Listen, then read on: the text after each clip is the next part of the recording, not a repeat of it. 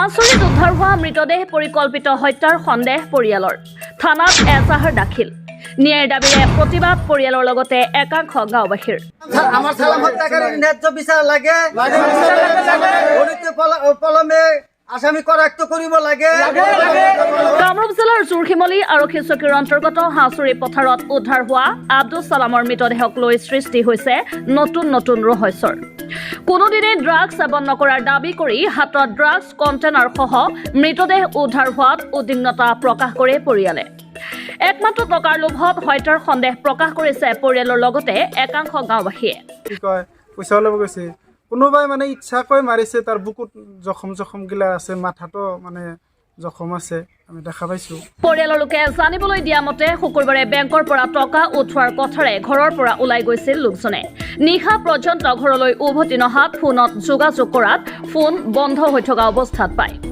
শুকুৰবাৰ দিনা এটা বজাত তাৰমানে ঠিকাদাৰে কৈছে যে পইচা পঠাই দিব, পইচা ওলাবৰ কাৰণে ঘৰৰ পৰা বেংকত গৈছে পইচা আনিবৰ কাৰণে। কোনদিনা গৈছে? শুকুৰবাৰ দিনা এটা বজাত। তাৰপিছত আপোনাৰ দিনটো গ'ল, সন্ধিয়া সময়তে আমাৰ ৰাস্তাৰ কাষতে দেখা পাইছে একবাৰ আমাৰ মায়ে।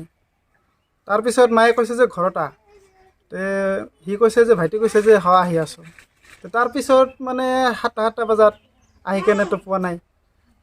পিছে মায়ে ফোন কৰিছে ভাইটিক, ফোনটো কাটি দিছে মায়ে ভাবছে যে আহি আছে নেকি আকৌ। তাৰপিছত মোটামুটি তেতিয়ালৈকে অহা নাই।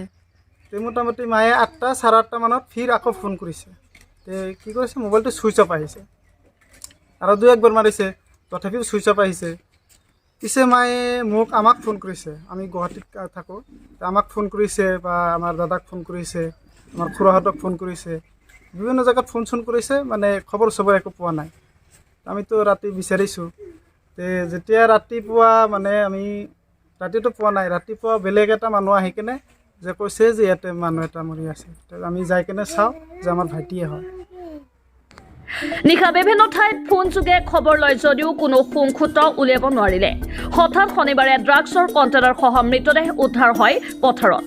আনহাতে ঘৰৰ পৰা চাইকেল লৈ যোৱা চাইকেলখন গাঁৱৰে এটি পুখুৰীৰ কাষত উদ্ধাৰ হোৱা বুলি উল্লেখ কৰে। তেওঁৰ লগতে এখন চাইকেল আছিল, চাইকেলখন আজি পিছ ৰাতি হাঁচৰি এটা পুখুৰীৰ কান্দাত দলি মাৰি থৈ পেলাই যে এটা ল'ৰাই গুচি গৈছে, এজন মাইকী মানুহ দেখা পাইছে। এইটো স্পষ্ট জ্বলন্ত প্ৰমাণ হৈ গৈছে তেখেতক যে পৰিকল্পিতভাৱে হত্যা কৰিছে। সম্পূৰ্ণ ঘটনা বিৱৰণী পৰিয়ালৰ লোকে হত্যাৰ সন্দেহ প্ৰকাশ কৰি জোৰশিমলী আৰক্ষী চকীত এখন এজাহাৰ দাখিল কৰাৰ লগতে ন্যায়ৰ দাবীৰে গাঁৱৰ একাংশ লোকে সাব্যস্ত কৰে প্ৰতিবাদ। দিনো নহয়, যুৱকজন আচলতে গুৱাহাটী কাম কৰে, এইটো পৰিকল্পিত হত্যা বুলি আমি অনুসূচিত কৰিছোঁ, বিবেচনা কৰিছোঁ। আৰু ইতিমধ্যে কালি তেওঁক যে চুচুৰাই লৈ আহিছে তাৰো কিছু প্ৰমাণ আছে। তেওঁৰ 1 মাহ আগত এজনী ছোৱালী হৈছে তেওঁৰ ঘৈণীয়েকৰ, তাতে এই ছোৱালীজন আনিব যাব, তেওঁৰ একাউণ্টত পইচা উঠাব গৈছিল। সেই পইচা উঠোৱাৰ সেই মূল কালটো হ'ল টকা। আমাৰ সন্দেহ হৈছে মূল কালটো হ'ল টকা। আৰু সেই আমাৰ সন্দেহ হৈছে তেওঁলোকে এই ল'ৰাটোৰ এই শুক্ৰবাৰৰ 1টা বজাৰ পৰা পিছা লাগি আছিল।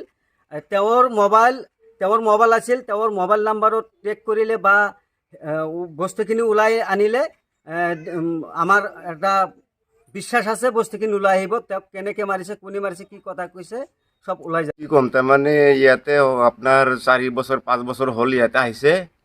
ল'ৰাটো এনেকুৱা আমি দেখা নাই যে ড্ৰাগছ খায় আৰু কিবা বিজি চিজি লয়, সেইটো মই নাজানো। আৰু তাৰমানে কালি মই গুৱাহাটী আছিলোঁ, আহি কিনে তাৰ খবৰ পাইছোঁ, তাৰমানে পাই কিনে মই ঘৰত আহি কিনে তাক মই তাৰমানে কৰিছোঁ। আৰু কালিৰ তাৰমানে ধাৰণাটো কি বেলেগে মাৰিছে নেকি এনেকুৱাই লাগিছে মোক। আৰু তাৰমানে মোক তাৰমানে ভাইৰ ল'ৰা হয়, তেনে গাঁৱৰ আৰু কি ক'ম, ঘৰৰ ওচৰৰ মানুহ। আগতে কিবা নিচা জাতীয় কিবা এনেকুৱা ড্ৰাগছ সেৱন কৰাৰ হেৰি আছে নেকি? নাই, সেইটো মই শুনা নাই, কি আমি দেখাও নাই। পৰিকল্পিতভাৱে হত্যা কৰিছে। গতিকে আমি জোৰশিমলী আৰক্ষী চকীৰ ভাৰপ্ৰাপ্ত বিষয়া মহোদয়ক বিশ্বজ্যোতি দাস ডাঙৰীয়াক মই অনুৰোধ জনাইছোঁ, এই পৰিয়ালটো অতি একদম দৰিদ্ৰ পৰিয়াল। গতিকে এই পৰিয়ালটো যাতে ন্যায় বিচাৰ পায় আৰু উপযুক্ত তদন্ত মৰ্মে তদন্ত কৰি দোষীক কৰায়ত্ব কৰি উপযুক্ত শাস্তি দি আমি ফাঁসিৰ দাবী কৰিছোঁ তেখেতক যাতে ফাঁসি দিয়ে। আৰু এইটো আচলতে আৰক্ষী বিষয়ে যদি সুচাৰুৰূপে তদন্ত কৰে ডেফিনেটলি আসামি ওলাই যাব, দুষ্কৃতিকাৰী ওলাই যাব। জচমল্লী আৰক্ষী বিষয়া এইটো বিষয়জনে ন্যায্য মানে তদন্ত কৰে আৰু আসামীজনক উলিয়াই সোনকালে। সোণতলীৰ পৰা আবুল হাছেমৰ ৰিপৰ্ট, আছাম লোকেল নিউজ।